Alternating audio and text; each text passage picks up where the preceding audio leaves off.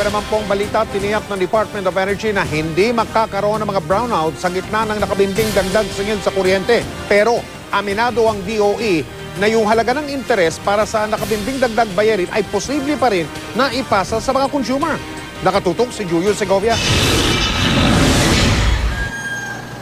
Hindi supply ng kuryente ang problema. Ang totoong issue ayon sa Department of Energy. Sino muna ang magbabayad ng mahal na fuel na ginamit nung naka-maintenance shutdown ng Malampaya gas field? Ito rin ang ugat ng pahayag ng Meralco na posibleng magkaroon ng rotating brownout kapag hindi tinanggal ng TRO sa tasingil sa kuryente.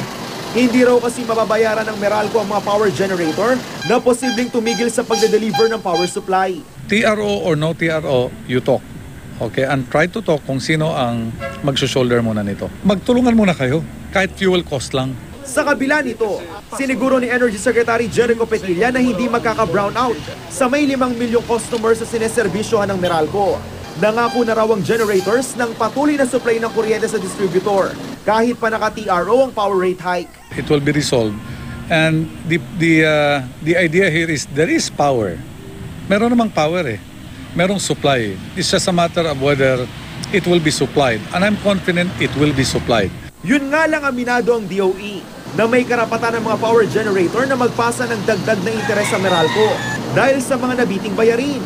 Nakalaunay posible rin daw ipaako sa mga consumer. Impose surcharges and interest. Yun ang mga statement nila. That is their prerogative.